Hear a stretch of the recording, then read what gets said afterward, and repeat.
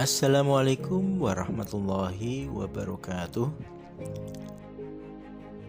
Salam guru penggerak. Pada kesempatan kali ini, saya Nur Yahya Hanafi, calon guru penggerak angkatan 9 dari Kabupaten Rembang, Jawa Tengah, akan memaparkan koneksi antar materi, kesimpulan dan refleksi dari pemikiran Ki Hajar Dewantara.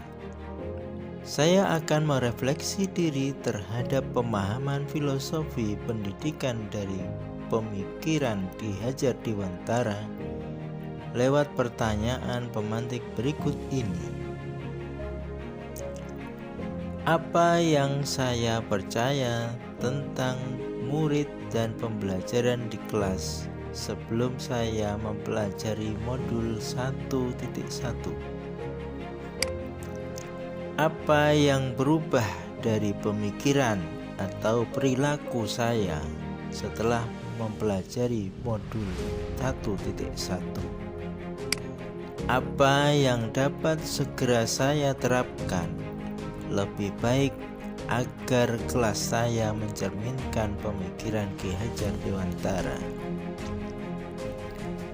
Sebelum saya mempelajari pemikiran Ki Hajar Dewantara pada modul 1.1, yang saya percaya tentang murid dan pembelajaran di kelas adalah: 1. Saya sering menerapkan peraturan yang cukup ketat ketika mempelajari salah satu materi pelajaran saya, dan saya percaya bahwa apa yang saya lakukan dalam kegiatan pembelajaran mengajar di kelas maupun di luar kelas merupakan tindakan yang sudah tepat. Yang kedua, saya sepertinya memaksa kodrat anak dalam mempelajari materi pelajaran saya. Anak-anak harus semua bisa mengerjakan materi yang saya sampaikan di kelas. Walaupun ada beberapa anak yang tidak tertarik dengan materi tersebut, tetapi saya mengharuskan semua bisa. 3. Saya mengajarkan materi dan praktik sehingga saya mengharuskan semua anak dapat mengerjakan tugas tertulis dan praktik yang telah saya buat. Padahal tidak semua anak memiliki passion terhadap materi saya tersebut, sehingga anak-anak yang tidak tertarik dengan materi tersebut merasa terpaksa dan hasilnya juga tidak maksimal. 4. Pembelajaran difokuskan pada ketercapaian materi dan KKM. Anak harus mencapai KKM. Apabila kurang, maka anak dianggap kurang mampu dalam proses belajarnya. Yang kelima, saya kurang memahami karakter anak. Semua saya anggap sama, bahwa materi pelajaran yang saya sampaikan harus mampu dikuasai semua anak, tidak peduli suka atau tidak. Selanjutnya, setelah mempelajari modul 1.1, yang berubah dari pemikiran atau perilaku saya adalah: 1.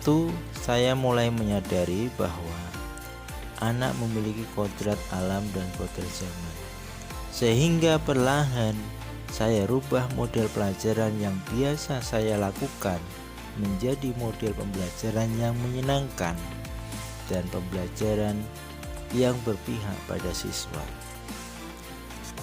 Yang kedua, salah satu model yang saya gunakan adalah project based learning, di mana siswa saya beri kesempatan membuat proyek sesuai dengan materi yang dikuasai dan disukainya.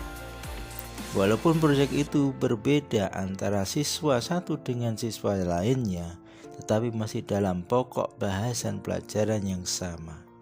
Dengan memberikan proyek yang dikuasai dan disukai, ternyata hasilnya cukup maksimal.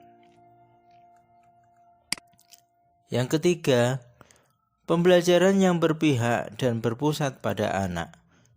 Pendidik sebagai pamong dan memberi tuntunan dan arahan agar anak tidak kehilangan arah dan membahayakan dirinya. Yang artinya kita sebagai pendidik harus mengarahkan peserta didik kita dan mengetahui keadaan kodratnya, dan dalam menuntun kita diharapkan untuk lebih sabar dan ikhlas. Keempat, setiap anak memiliki karakter yang unik dan berbeda dengan anak lainnya, sehingga ketercapaian belajar tiap anak berbeda pula. Kelima, mulai belajar menuntun, mengarahkan, membimbing mereka sesuai kodrat mereka. Tidak menjadikan KKM sebagai satu-satunya dasar pedoman berprestasi, melainkan bangun segala sesuatu yang mereka miliki. Maka dari itu, agar kelas saya mencerminkan pemikiran Ki Hajar Dewantara, langkah yang segera saya terapkan adalah: 1. Dalam pembelajaran praktik di kelas, saya akan memperhatikan setiap bakat dan minat anak, serta ketertarikan terhadap materi yang saya sampaikan.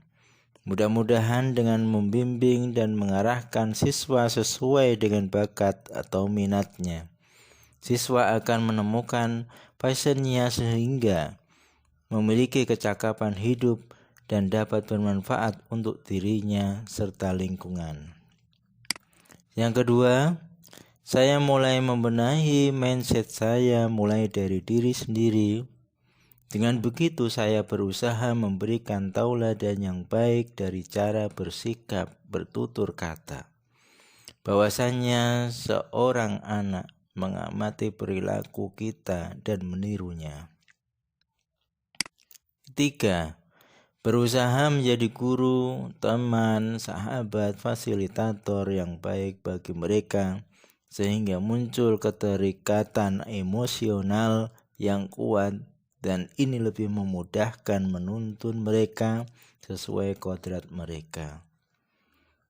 Yang keempat, merancang pembelajaran yang sesuai dengan kebutuhan peserta didik dan melaksanakan pembelajaran yang bermakna, menyenangkan, dan merdeka. Yang kelima, berusaha menjadikan penyejuk bagi anak yang dapat mengamongi anak setiap saat, baik dalam keadaan senang maupun susah. Melakukan pembiasaan dalam mengucapkan kata maaf, tolong, dan terima kasih sebagai bagian dari penanaman dan penguatan karakter profil pelajar Pancasila.